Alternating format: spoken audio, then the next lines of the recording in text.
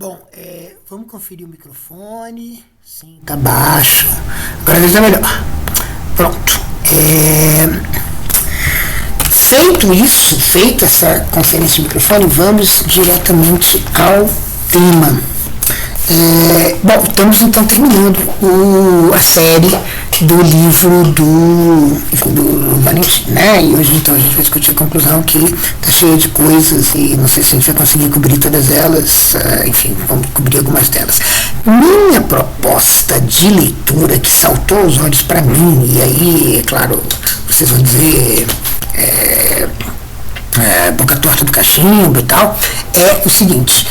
Assim, aqui Levi-Strauss é o personagem central e tal, Copenhague continua sendo o personagem central da discussão, mas essa é uma coisa que é interessante a gente discutir, inclusive com o Valentim, quando ele vier nos visitar no dia 14, é o seguinte, veja bem, eu acho que o grande personagem oculto desse capítulo, desse rolezinho, dessa conclusão é Heidegger. E enfim, isso eu vou tentar tornar inteligível aí nos próximos minutos. Basicamente, uma ideia que eu acho que é muito importante, depois eu vou tentar voltar ao início do capítulo, é aquilo que acontece. Bom, de fato, a gente está às voltas com essa espécie de alusão a Heidegger que não é mais diretamente abordado desde a famosa página 256, que tanta comoção causou no Ramon e outros, né? Ou seja, o tema de, bom, a floresta, né? A floresta que é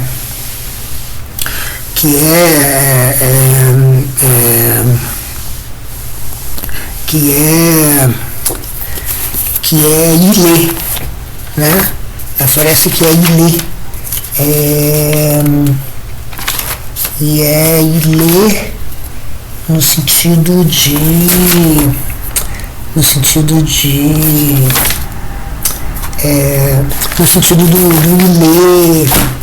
Ilê aristotélico.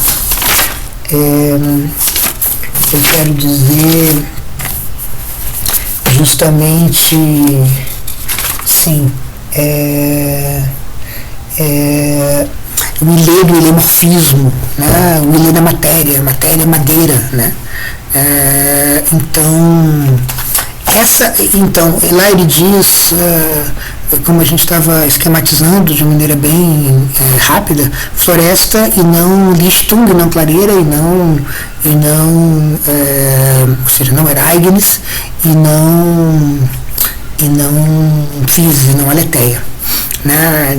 Nem Physis, mas na verdade nem Aletheia não é o ponto, né? Nem Gestel, né? Como ele diz no 256. Nem Gestel, nem Ereignis. A floresta é uma outra coisa. Mas aqui, lá na página 283, aparece essa ideia de que da impensabilidade de um mundo sem gente, que é um tema que o Vírus Castro e a Débora Donalski exploram no Amor por Vir. Então, essa ideia de que eles apresentam da seguinte maneira: a impensabilidade de um mundo sem gente, sem uma humanidade, por mais diferente da nossa que ela seja. Tadã! Tá?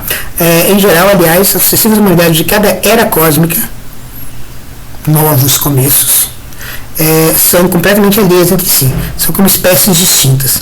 A ideia de uma destruição última definitiva do mundo da vida é igualmente rara nas cosmologias. Então a ideia é que a coisa, né, vai tendo novos começos, se seguem das destruições ou não. Então esses novos começos, eles invocam novas humanidades. Eu queria só começar sugerindo isso para minha leitura do personagem oculto que é Heidegger nesse capítulo. O capítulo começa com essa discussão do Mbaye Mbegwa, né, que é ao mesmo tempo felicidade e infortúnio, né, ao mesmo tempo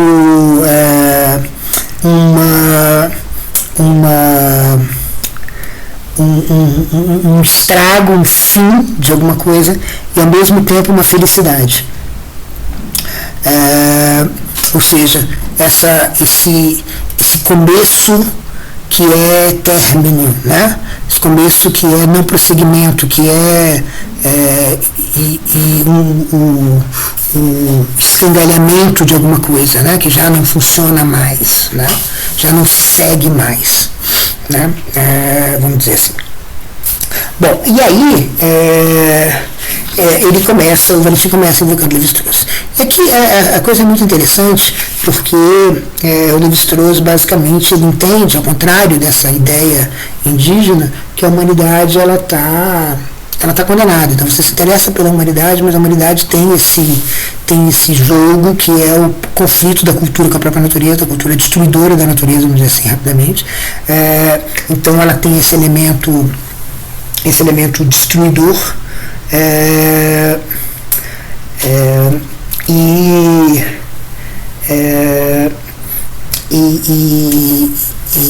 é como se tivesse valendo aquela espécie de teologia política indicada pelo Ludoia, pelo Fabian Ludoia, Romandini, segundo a qual o nosso regime é o regime de políticas de extinção de todas as espécies que restam do planeta, ou seja, de conquista completa do planeta, de humanização completa do planeta, do qual o antropoceno seria justamente, talvez, o primeiro passo.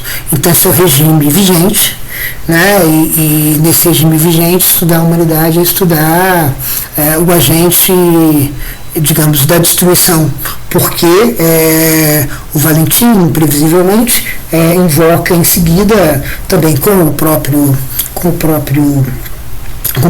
Lévi-Strauss, o Bateson, isso na página 368, e ele vai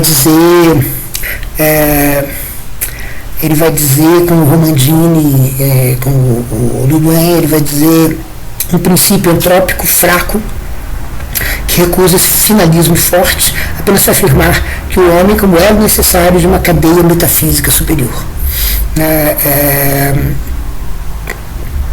Então, você teria essa espécie de entropismo em Lévi-Strauss, porque o antropos é o agente da destruição, né? Então, você tem esse agente da destruição que é central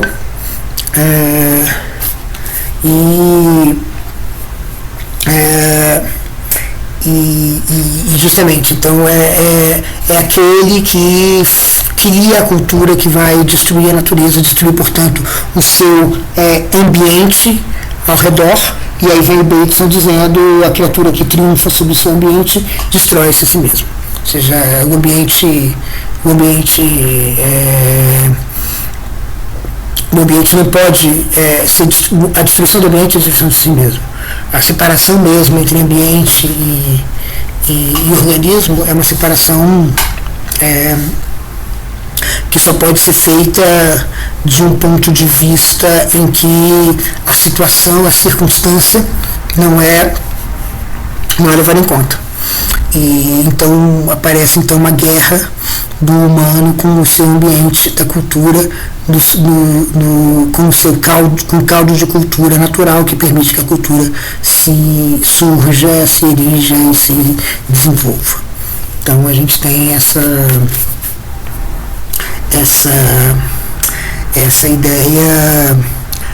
ideia central aí de que, para Lévi-Strauss, de que a gente está rumando para um fim. Né? Um fim que não é muito claro se a gente pode desviar ou não, né? E aqui, né, qualquer semelhança com Heidegger, eu não sei se é mera coincidência. Vamos dizer assim. Então, o Ludoia comenta que haveria então, portanto, uma espécie de reversibilidade termodinâmica que interditaria qualquer variação antropológica e mesmo zoológica originária, capaz de fazer recessão à fatalidade que é entrópica e antrópica. Né? Então, esse termo entrópico, né, entropologia, né, esse termo entrópico, que é um termo do próprio Levi-Strauss. Então, haveria que toda a vida conspira para o fim da história enquanto desintegração total do cosmos. Essa é a entropia e entropia. De onde se conclui que o acesso a algum tipo de fora do poder requer o abandono do prejuízo último em favor do vivente. Tá? Rumar em direção ao espaço não antrópico. Então é uma humanidade que não se centra em si mesmo. Que não se centra, por exemplo, na sua preservação, que não se centra, por exemplo, na distinção entre o humano e o não humano. E aqui ele já faz acenos em direção a Elizabeth Povinelli, que depois ele vai rapidamente sistematizar, ou seja, essa ideia do desfocar do imaginário carbônico, né, que distingue, que torna a distinção, que postura que as distinções mais importantes entre vivo inerte e entre vivo morto. Né? Então, sair um pouco desse foco, que, mais uma vez, a gente poderia imaginar, também sair do foco da segurança humana, porque a segurança humana, a preservação da vida, é justamente aquilo que conduz à vontade de poder e que conduz, portanto, ao gesto destruidor. Então, seria, por exemplo, sair dessa obsessão com a segurança humana. E sair com a obsessão da segurança humana é geontológico e é também heideggeriano no sentido de postular um novo começo em que o humano, sim, atue, mas não atue por si mesmo. Ele atue de alguma maneira informado por uma verdade que não seria mais a verdade da Aletheia, porque a Aletheia ela se mostrou demasiado complacente com o esforço humano de produzir um mundo comandável. Então justamente seria isso, né? Seria então essa saída do mundo dessa priorização humana, né? Ou seja, a priorização do vivente já é uma destruição do ambiente não vivente que torna o vivente possível. Então é mais ou menos uma espécie de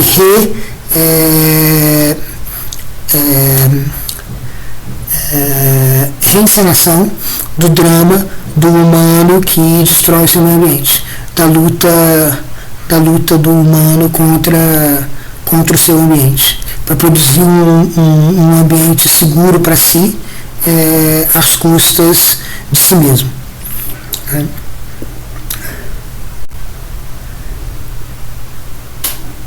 Então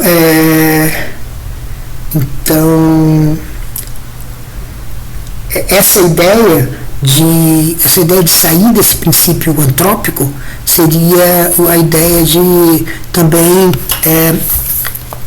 se abrir para a entropia e não tentar garantir a segurança que seria dada pelo controle de todos os processos.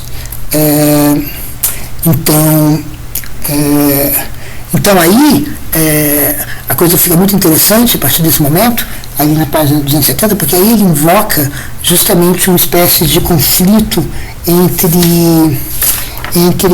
Prigogine de um lado e Leibniz do outro, um conflito cosmopolítico muito interessante, né? Porque em certo sentido em Leibniz você já tem essa cosmopolítica de um Deus que escolhe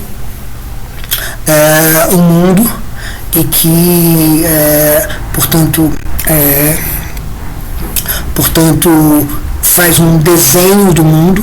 O mundo, então, ele mesmo, ele não é político, porque ele já está tudo desenhado, toda a política está em Deus, mas é uma escolha, mas é uma ordem que não está fixa e estabelecida.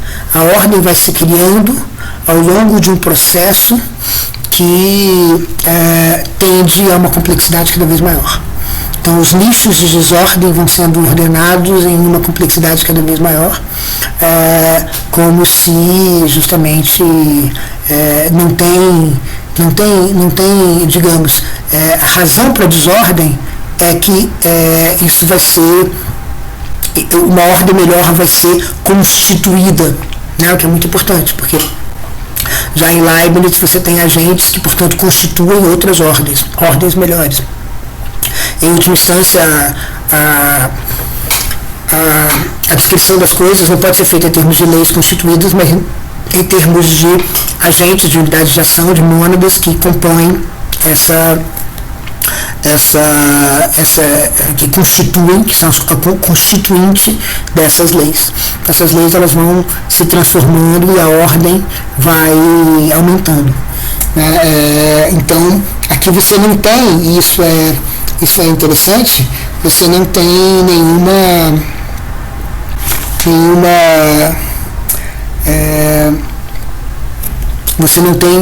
atividade política mundana. A atividade política é extramundana. Por quê? Porque, enfim, todos os acordos entre as diversas ordens, as diversas desordens entre os agentes, ela é pré-figurada, pré-estabelecida pelo gesto de criação divino, que é um gesto de escolha sumamente sábio, sumamente livre do melhor dos mundos possíveis. O contraste que o Valentim interessa fazer é o contraste com essa abertura que é produzida pela ideia de flecha do tempo do Prigogine, que vai dar na Stengers desembocando em Whitehead, né, que nessas passagens também é outro personagem oculto, mas aqui talvez seja um personagem oculto simplesmente porque não está sendo abordado diretamente não está exatamente no foco de interesse do Valentim. Não é um oculto no texto, né? É um oculto que fricciona o texto, digamos assim, de um outro lugar, se isso faz algum sentido. Então, o que acontece aqui? Aqui você politiza o mundo, né? Porque as coisas, elas, tendo uma flecha do tempo, toda a ordem, ela é condicionada pelo tempo. Eu acho que essa é a lição que ele quer tirar do Prigogine, que sem dúvida Stengers acha também no Whitehead, né? A ideia, então, portanto, de um universo aberto que não forma de maneira nenhuma uma tautologia estéril, absoluta, e que foge de toda necessidade e de toda determinação, porque precisamente você tem uma autodeterminação, uma espontaneidade dos agentes que vão constituir nexos, concrescências, vão constituir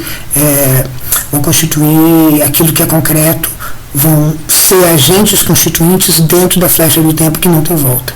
Portanto, não é uma ordem atemporal, mas é uma ordem que é constituída, digamos, na imanência do processo, vamos dizer, para falar alguma coisa assim. O que significa o quê? Que é político, né? Num sentido que é importante aqui para a gente, né? Por isso que eu estou insistindo nisso, né? Ou seja, uma espécie de política do mundo, uma espécie de cosmopolítica. A cosmopolítica leibniziana é a cosmopolítica do que já está em Deus, né? E aqui é interessante a gente pensar nisso, porque, por exemplo, sei lá, quando você pensa no evento cosmopolítico mais marcante, sei lá, numa leitura que, por exemplo, eu tendo a fazer do Nietzsche de Heidegger, que é a morte de Deus, esse evento é um evento que começa ou se torna possível apenas quando Deus se torna o agente cosmopolítico central de tudo. Então você concentra os poderes para poder depois, você muda o regime. Né? Você muda o regime, você torna um regime de concentração de poderes. E aí então o poder que já foi capturado, extraído, ele pode então ser tomado. O golpe de Estado só é possível quando há um Estado. Então a criação, a produção de um Deus todo-poderoso é a produção de um Estado cosmopolítico que então pode sofrer um golpe. É muito mais difícil dar um golpe quando não tem Estado. Né?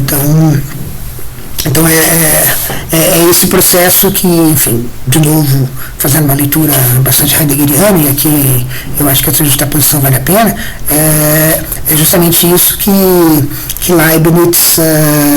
Leibniz está propondo. Né? O caso de Prigogine, eu acho que a gente pode não discutir tanto, né? Mas o que Prigogine diz é o seguinte: o universo sempre está em presença das fontes que presidiram seu nascimento. Então o universo não está acabado. Né? Então essa é a ideia. Não existe um acabamento, não existe um termo, não existe, por exemplo, da maneira como o Deleuze compara, digamos, essas monadologias, compararia esses dois sistemas, ele diria, não há uma clausura. Né? Eu preferiria dizer que o tempo presente está aberto, né? No sistema do Prigogine, precisamente por causa da flecha do tempo. Né? Então, a flecha do tempo não é simplesmente uma instanciação de uma ordem já pré-estabelecida. A flecha do tempo, ela preside sobre a ordem. E essa é uma das fontes do nascimento do universo. Bom, então, aí, justamente, é onde aparece, eu acho, o ponto central, um elemento muito, muito importante do capítulo, que é justamente a distinção do Lévi-Strauss entre frio e quente. Ele está propondo uma espécie de termodinâmica da relação entre natureza e política. Então vai servir para ele a ideia de que o que é menos político é mais frio e aquilo que é mais político é mais quente.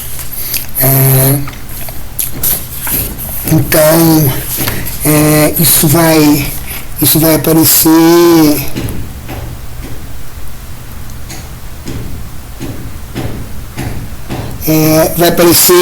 no seguinte: é como se a nossa espécie estivesse contemplando essas duas possibilidades. Essas possibilidades, elas são uma termodinâmica a partir de um ponto de vista do humano, em que, vamos dizer, para a gente dizer rapidamente, e a ideia do Lévi-Strauss é que as sociedades frias precisam de filosofias quentes, vamos dizer, é assim que ele diz, e os povos quentes, as sociedades frias precisam de filosofias quentes e as sociedades quentes precisam de filosofias frias. O que ele quer dizer com isso?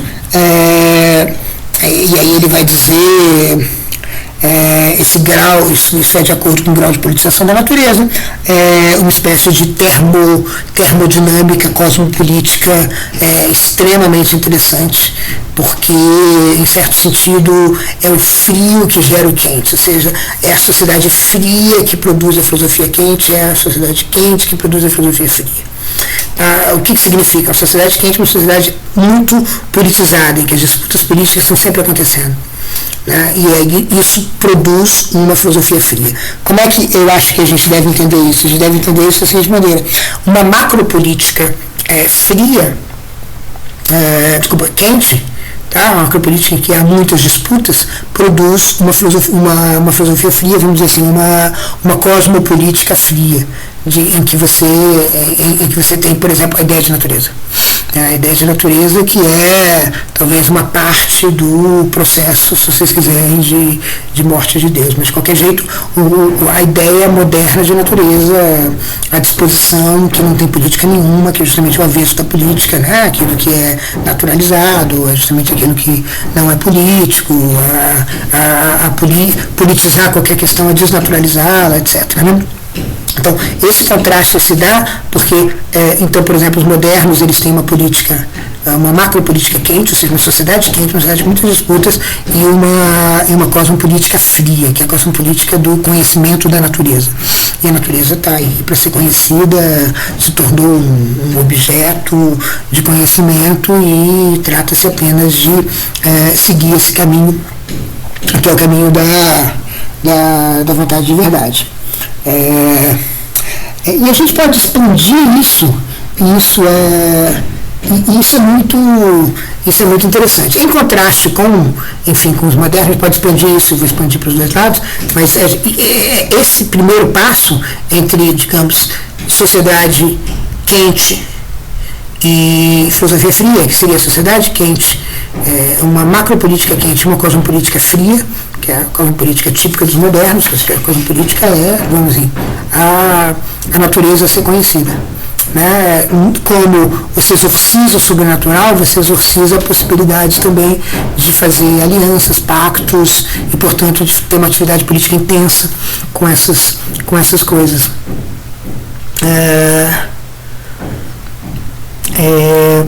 Na página 276 e 277, tem uma citação de Levi-Strauss que diz: uma vida política fundada no consenso e que só admite decisões tomadas em unanimidade parece ter sido concebida para excluir um perigo no motor da vida coletiva que utiliza afastamentos diferenciais entre poder e oposição, maioria e minoria, exploradores e explorados. Essas sociedades poderíamos chamar de frias, em oposição às sociedades quentes, da macropolítica intensa, fervilhante. Porque seu meio interno está próximo do zero de temperatura histórica, zero de temperatura histórica. Se distinguem por suas populações reduzidas e seu modo mecânico de funcionamento das sociedades quentes. Então, por exemplo, a ideia é que essas sociedades são sociedades mecânicas, mais mecanizadas. Pensar, por exemplo, você pode pensar isso com Tarde, né? Uma sociedade em que você tem um grau de socialidade muito grande, né? No sentido de que não tem outros elementos que afetam a socialidade, outras sociedades que afetam a socialidade. Você tem uma sociedade que você tem apenas uma sociedade humana que mais ou menos rege sobre os seus membros, né? Essa ideia, vamos pensar, a sociedade contra o Estado, né? Ou talvez a cosmologia contra o Estado, como o Vieira de Castro uma vez falou, e aqui no caso é toda uma maneira de pensar que envolve o frio da sociedade, né, contra o Estado. As sociedades distinguem-se das sociedades quentes surgidas em diversos pontos do globo após a Revolução Neolítica, onde as diferenciações entre castas e classes são constantemente solicitadas para gerar devir e energia. Né? Então é como se você estivesse quente e isso fosse incendiário. Então essa conexão aí que ele está propondo entre metafísica e termodinâmica. Então, essa a ideia, né? Então, um povo, o frio, enquanto grandeza térmica negativa, diz literalmente de várias maneiras, como espírito de um povo inimigo dos humanos, povo do frio, como estrutura de uma sociedade humana que se recusa ao poder coercitivo, sociedade fria, e na extremidade oposta como método de uma filosofia que procura impor ordem ao caos, filosofia fria. Tá? Então é um pouco ordenamento ou natureza, que é o frio, e o foco político. Então o que vai acontecer? O frio gera o quente, como na fórmula do Levi-Strauss.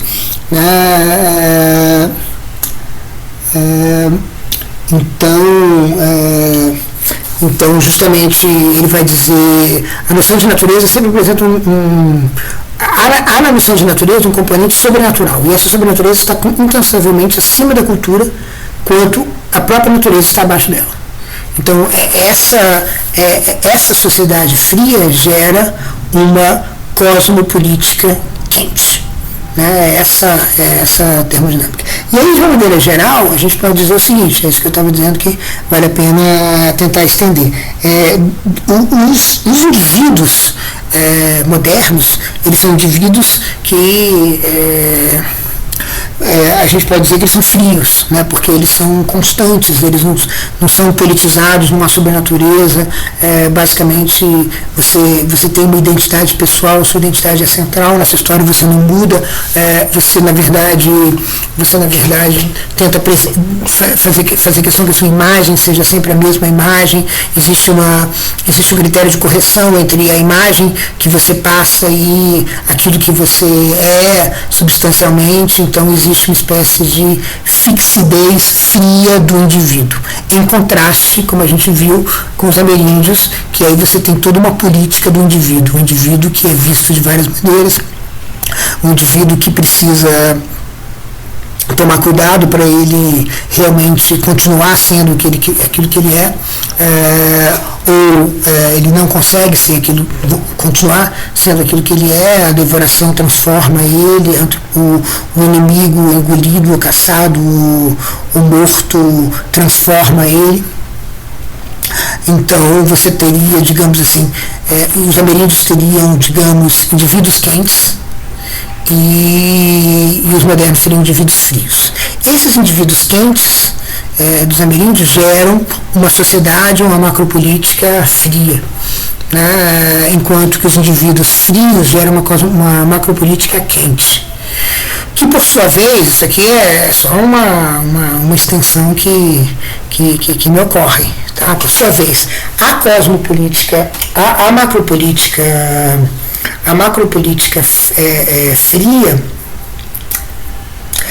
gera, a filosofia quente gera essa cosmopolítica quente, né? Essa cosmopolítica de uma sociedade em que as coisas vão precisar ser negociadas em cada um dos momentos. Então se tem uma harmonia entre sociedades que gera uma espécie de disputa política numa esfera cósmica das redondezas daquela sociedade humana. Analogamente, enfim, né, de novo, né, a macropolítica quente gera uma ordem cosmopolítica fria, né, que está aí, a natureza, né, a ordem da natureza. Então, você tem coisas naturais, tem uma ordenação, então você não... E aí a gente pode estender ainda mais, né, a gente pode estender o seguinte: como é que é o futuro? Né? O futuro, para os modernos, que tem indivíduos frios, sociedades quentes, cosmopolíticas frias, tem um futuro quente, né? Um futuro da destruição, um futuro de volatilidade. Enquanto que os ameríndios, que seriam exemplarmente indivíduos voláteis, quentes, sociedades frias, cosmopolíticas quentes, e teriam um futuro que é frio. Por quê? Humanidades, enquanto humanidades, vão permanecer. Você pode ter um grande cataclisma, mas as humanidades permanecem. Então isso, enfim, é só uma tentativa de extensão um pouco dessa termodinâmica do frio que gera o quente e tal, né? Então a gente pode pensar nisso, claro, com um grão de sal, porque a gente pode pensar nos indivíduos e na sociedade, e pode pensar com o Lévi-Strauss na relação da sociedade e na cosmopolítica, mas pensar nessas gradações talvez não seja a melhor maneira de fazer as coisas, porque essas dimensões elas são todas atravessadas umas nas outras, né? Então talvez isso seja só uma pista para alguma coisa mais interessante que está acontecendo aí nessas interações entre macropolíticas e cosmopolíticas, nessas interações entre sociedades e maneiras de ver a natureza, né? Como é que as sociedades funcionam, como é que elas veem a natureza, como é que as sociedades enxergam a natureza e como é que elas constituem elas mesmas, né? Porque em certo sentido há uma conexão entre a natureza e a nossa própria natureza, a natureza humana, por exemplo, né? Então é isso que, em certo sentido, essa termodinâmica lévi-straussiana sugere. E aí, nesse ponto, o Valentim escreve na 279: É como se, ao converter informação em energia, o sujeito incidental de Kant e o Shapiri de Levi Copenhagen fossem espectros rivais entre si. Espectros rivais entre si do demônio de Maxwell, capazes de transpor alquimicamente um abismo de 16 zeros na escala das energias, entre espírito e calor, mediante formas divergentes de contra-efetuação termodinâmica do pensamento. Dado que o próprio demônio é parte do sistema que controla e está, assim, também sujeito à entropia, os critérios pelos quais opera ao distribuir objetos entre mundos são políticos, jamais naturais. Então, esse é um ponto interessante, né? Porque enfim, aqui você abre toda uma maneira de ver sobre termodinâmica, de como, em certo sentido, você estabiliza a sociedade quando você tem uma cosmopolítica braba, e quando você tem uma cosmopolítica mansa, essa cosmopolítica mansa pode justamente esquentar a sua sociedade, porque afinal de contas aí você vai poder ter, digamos assim, uma espécie de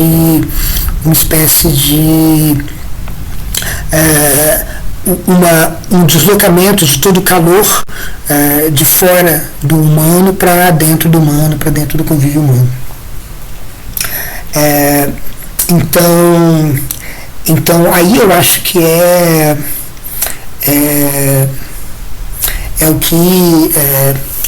um ponto, esse eu acho que é um ponto central, né? E de novo, né? Em certo sentido é como se a gente estivesse dizendo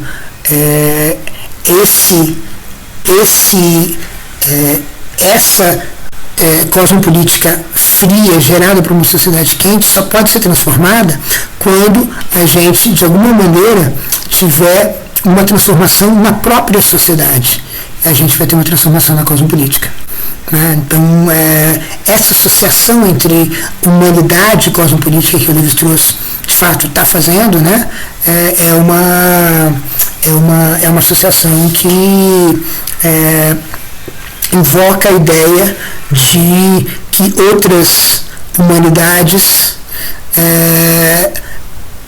seriam necessárias para que a cosmopolítica se transforme. A cosmopolítica não vai se transformar se a humanidade continuar a mesma.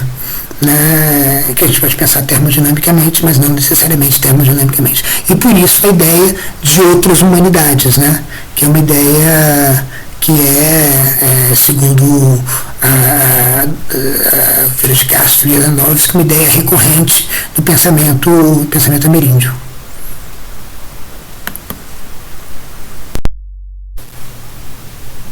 Essa impensabilidade do mundo sem gente criaria uma espécie de entropia ameríndia contra a entropia.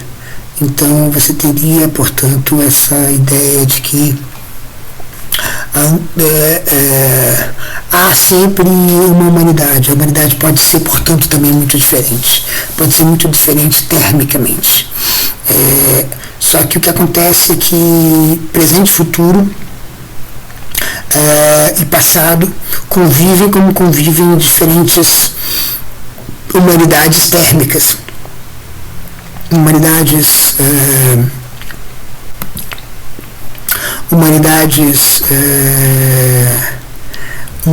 frias e humanidades quentes. E também as humanidades que virão, né? Que são essas que estão ali mesmo onde os brancos estão retirando, de onde os brancos estão retirando o metal. Que são justamente essa humanidade espectral, que ainda está na forma espectral. Na 287, ele contrasta isso com os servos de Odosha e diz, segundo Gatuna, tendo sido criado por Huanade como dono do ferro, Yadanao, o homem branco, foi vencido por seu duplo monstruoso, o canibal assassino Fanhudo, comandado por Rodosha para vingar-se de Wanad mediante escravização e extermínio dos humanos. São os brancos que configuram exponencialmente sua obra de destruição.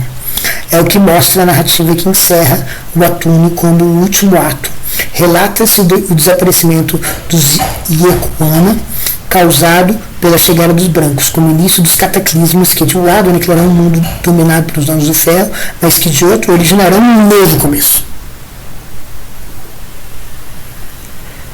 A profecia estabelece, assim, um vínculo essencial entre etnocídio e ecocídio, anunciando, não obstante, mais além, o surgimento geontológico, né, aquela coisa da não atenção central ao vivente, porque a atenção ao vivente é desatenção ao que entorna o vivente. Né? Então, por exemplo, a ideia de que o vivente, a vida não é só aquilo que chamamos de vida, é também todo o resto, porque todo o resto é o que é a circunstância, a circunscrição da vida. Né? Então, é justamente uma atenção a isso, ou seja, a necessidade do calor cosmopolítico é que tem que gerar esse novo começo. E aí ele fala, não obstante, mais além do surgimento geontológico, né, geontológico da Elizabeth Povinelli, de outra humanidade, uma humanidade que tem essa outra atenção. Hoje é possível ouvi-los dentro da montanha, mas não podemos vê-los. Agora, o que é interessante, e isso eu acho que, não sei se é tão central, é que o Paulo de Almeida fala um pouco dessa ideia, isso o Valentim fala no final do expediente, que é sobre o clima, né? Porque o clima é alguma coisa que é comum aos espectros, às humanidades futuras e às humanidades de vários tipos. Todas compartilham o mesmo clima. O clima é uma espécie de acontecimento unificador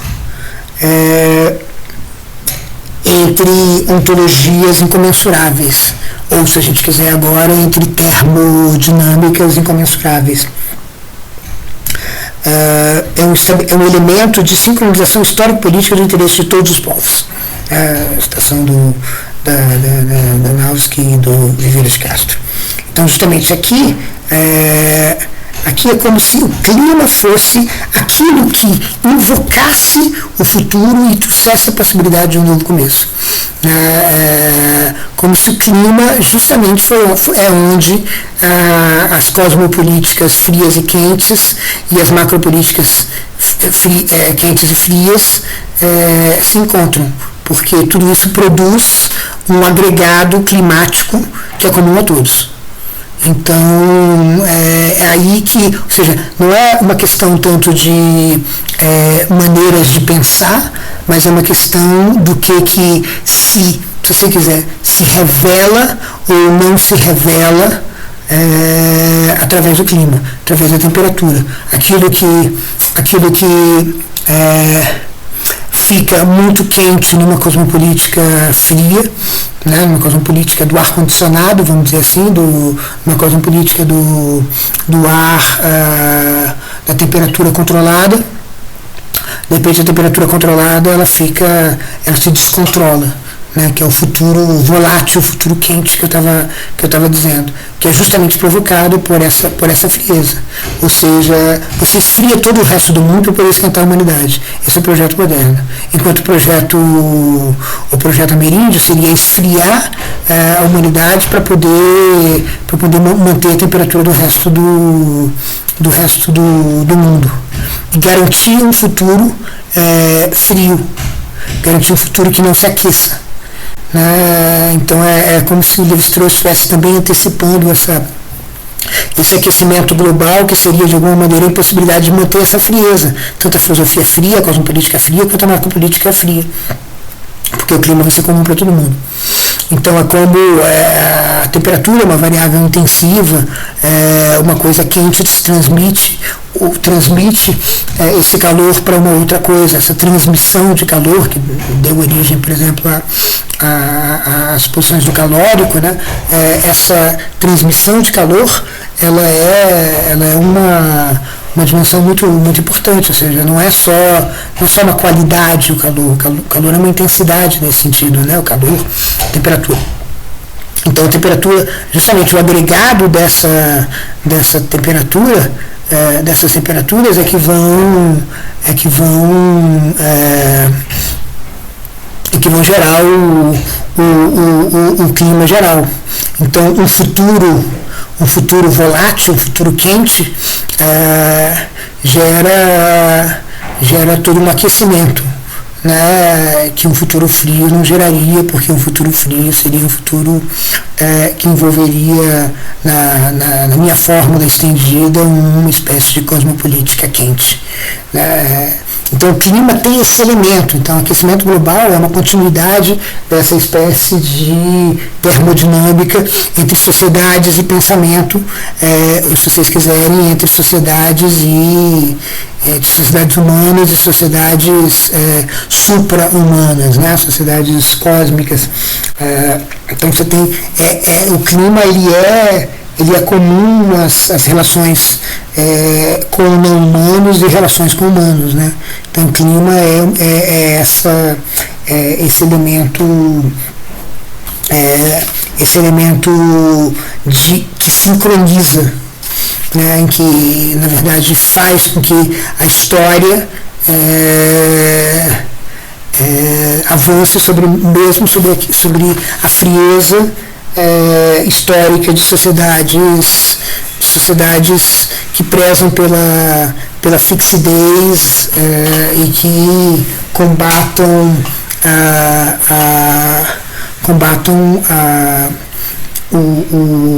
a politização interna, né, de alguma maneira. Um tema interessante também é esse tema da crítica do Copenau aos brancos, né? Então os brancos, enfim, que transformam todas as coisas em mercadoria, e os brancos, enfim, que tentam chegar ao metal, né? Ao metal de Omama, a poderosa fumaça amarelada do seu sopro, quando, se um dia chegarem, estarei por toda parte com um veneno tão mortal quanto o que eles chamam de bomba atômica. Os minérios ficam guardados no frescor do sol, debaixo da terra, da floresta e de suas águas. Eles são cobertos de grandes rochas duras, pedregulhos ocos, pedras brilhantes, cascalho e areia. Tudo isso contém seu calor como uma geladeira de vacinas. Se os brancos os arrancassem todos do solo, afugentarão o vento fresco da floresta e queimarão seus habitantes com fumaça da epidemia. Nem as árvores, nem os rios, nem mesmo o chapiri poderão conter seu calor. Então aqui você tem outro acidente térmico, né? Que é o acidente do aquecimento global, que é produzido justamente pela retirada dos minérios, dos combustíveis fósseis, retirada daquilo que contém, que mantém um certo equilíbrio térmico, né? Climático. Então esse clima comum, ele é afetado por essa atividade dos brancos. O que significa mais ou menos o seguinte: o clima é um efeito cosmopolítico, né? É um efeito cosmopolítico da ação humana branca de cavucar, né, velar, a gente poderia dizer, já retomando Heidegger, transformar a Terra em algo disposto à disposição. Transformar a Terra, que é o próprio velamento, desmontar a física da Terra para justamente cavucar uma terra posta à disposição, um objeto posto à disposição, um objeto que é objeto de conhecimento e mercadoria, portanto, uma espécie de exposição movido pela vontade de verdade, a vontade de poder da Terra. Então, É como se o Schopenhauer estivesse dizendo, vocês são movidos por alguma coisa que transforma a physis em, para usar o termo que o Valentim usa só uma vez, né, o termo lá das conferências de Bremen, que ele usa só uma vez lá nos 1956, que é Gestell, como se o Schopenhauer estivesse dizendo assim, vocês estão transformando a Terra numa Gestell, num dispositivo, né, e justamente seria preciso então enxergar nessas montanhas um novo começo que os hábitos de pensamento, para falar com o Bateson, justamente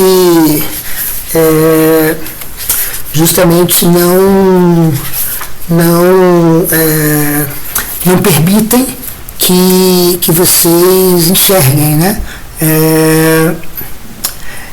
Porque tem um monte de detalhes culturais, isso eu estou usando a citação que o Valentim faz na 290, que endossam essa maneira de pensar.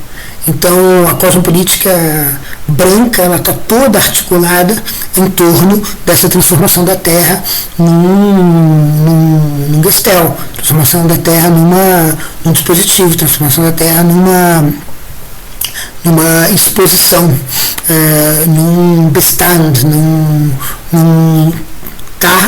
é alguma coisa que está à disposição, que está disponível, está num reservatório, né? Então, como uma mina, né? Uma mina já identificada e localizada, né? Que, portanto, fica nesse sentido à disposição.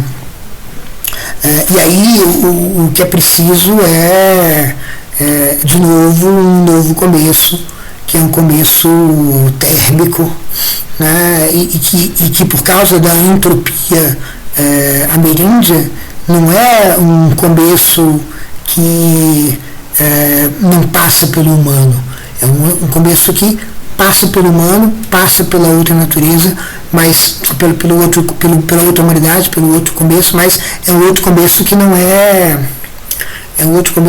é mais um começo centrado na sobrevivência do humano, centrado na garantia de que a gente não vai ficar à mercê do que se apresenta, do que não se apresenta, porque se for assim a gente, digamos assim, morre de fome, a gente não tem segurança, a gente fica à mercê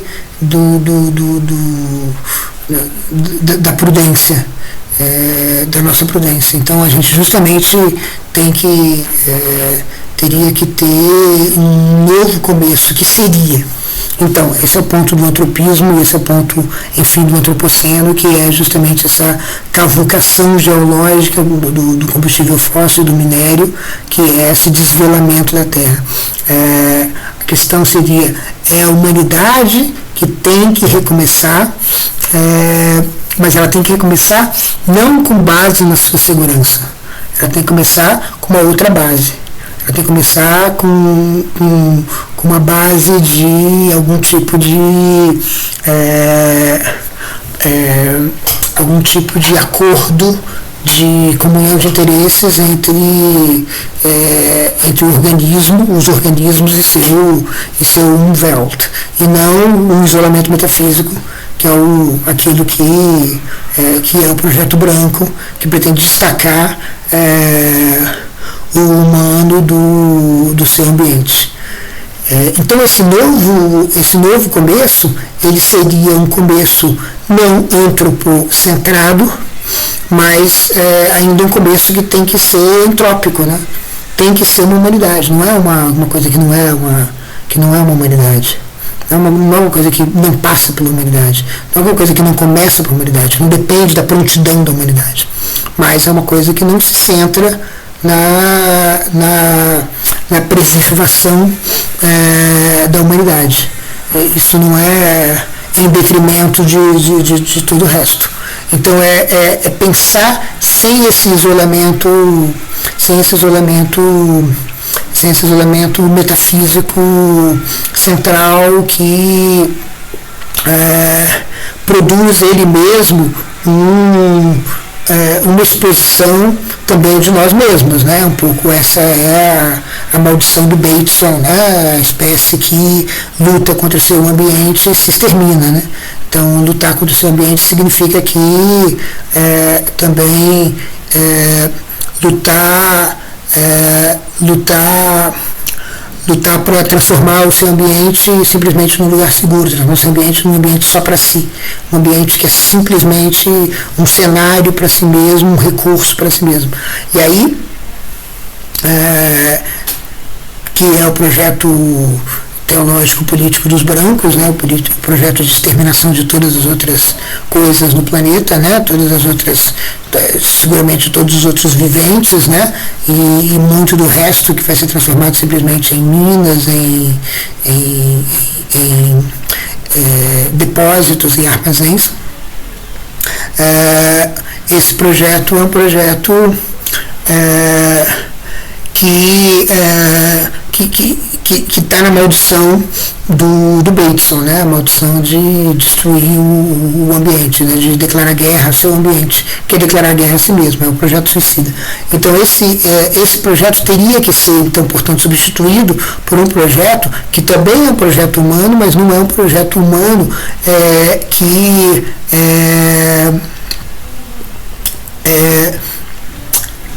movido pela vontade de verdade, movido pela vontade de poder, mas é um projeto movido, digamos assim, por uma outra relação com o acontecimento, que não tenta domesticar o acontecimento para garantir uma riqueza, uma segurança.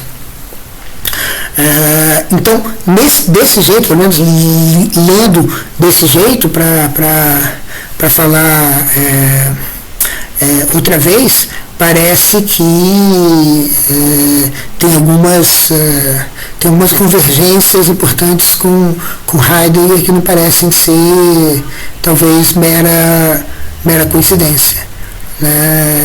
Talvez um novo começo seja um pouco diferente do novo começo que Heidegger quer propor. O novo começo que Heidegger quer propor talvez seja prisioneiro, seja justamente tributário, né? Melhor que prisioneiro da ideia de Ereignis, que justamente o Valentim insiste que não pode ser, porque não se trata de um passe em sans raison, né? Na 256, famosamente entre nós. Então essa é essa questão, ou seja, não se trata talvez do mesmo novo começo, mas há uma convergência importante que aparece aqui, né? É um novo começo que justamente prescinde da segurança, prescinde da garantia de um sistema de segurança que vai garantir a preservação da humanidade. Então aqui essa era a minha suspeita desse sujeito oculto, de Heidegger como sujeito oculto nessa conclusão.